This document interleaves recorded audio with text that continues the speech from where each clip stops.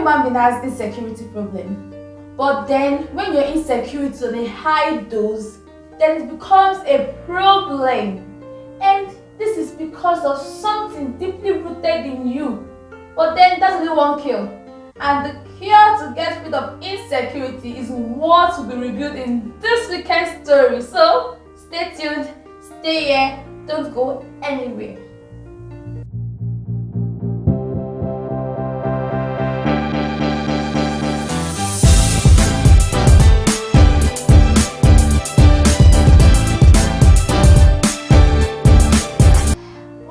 Back to my YouTube channel.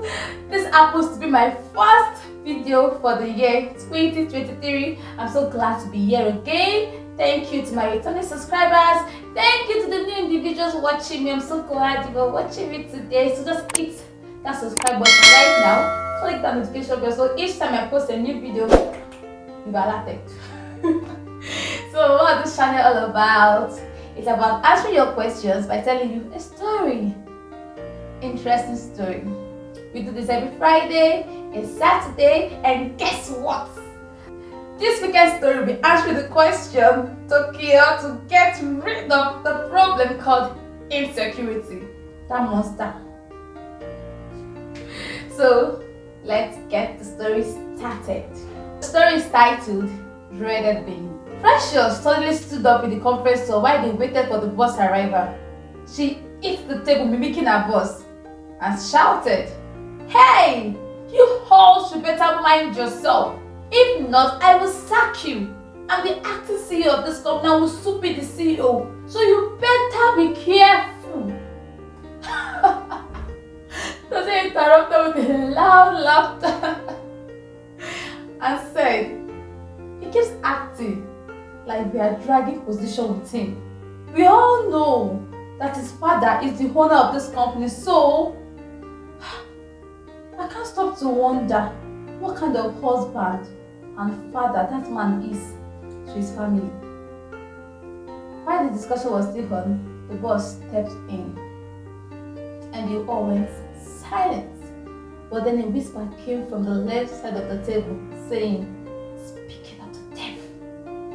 The boss heard it, though didn't get the exact words said. He got angry and shouted, "Hey, you all should better be careful. If not, I will sack you. I'm the acting CEO of this company, remember."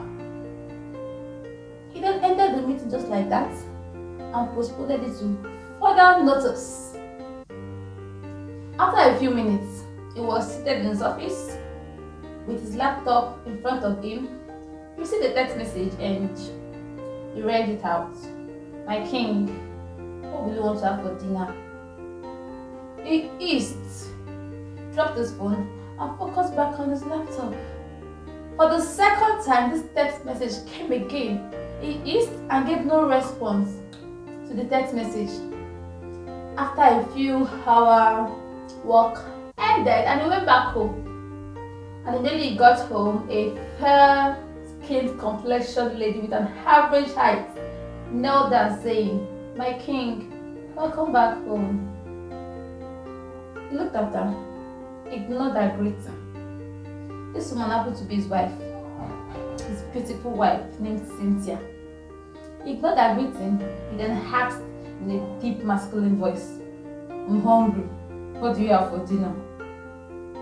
She responded, "My king, I prepared jollof rice with pepper chicken, just the way you like it." He looked at her and shouted, "I'm the man of this house, so I should get what I feel like eating and not what you feel like cooking." Cynthia looked at him and responded calmly, "I'm sorry, sir, but then I texted you earlier to ask what you want for dinner, but there was no response from you, and you warned me severely never to call you while you're in the office. I'm sorry, sir." He looked at her from head to toe and walked out of the house and didn't come back that night. The next day, he came back in the morning and his loving wife greeted as usual. Still, he ignored her. He then asked, "Where are my keys?" She responded, "They left for school an hour ago." And he got angry and shouted, "So you sent my kids to school without letting them see their father? If they can't see their father, who else should they see?" Cynthia remained calm. With tears in her eyes, she didn't utter a word, but then she watched Kingsley, her husband, walk out of the room. After some months, Cynthia was made the women leader in their church, and sometimes she gets to stand on the pulpit to deliver a speech. And one Sunday, when they both returned from church, Kingsley, her husband, asked her to bring a cup of juice. She went in to bring it, and when she was coming back to deliver the cup of juice to her husband, she heard her husband yelling at their 2-year-old child. She didn't realize when that cup fell off from her hand, and then the husband turned and looked at her and shouted as usual. "So because you're not the women leader in church, you don't know how to serve your husband any longer?" Cynthia was so tired. She kept on apologizing. "I'm sorry, my king. I'm sorry, my king." But then she felt so tired and pained because she loved her husband so much. She kept enduring until her husband asked her to quit her work simply because they promoted her. At this point, it was shocking Cynthia. She couldn't bear it any longer. But then her next action was the shocking thing. But before I tell you her next actions, if you were Cynthia that has such a man as a husband, as a boyfriend, as a brother who is so insecure, what will you do?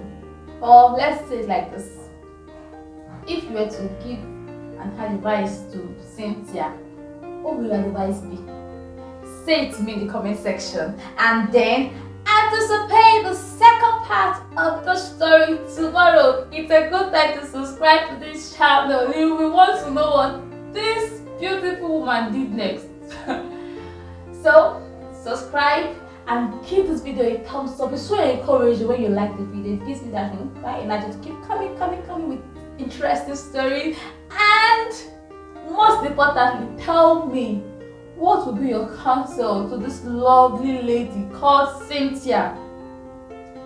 See you tomorrow. Bye.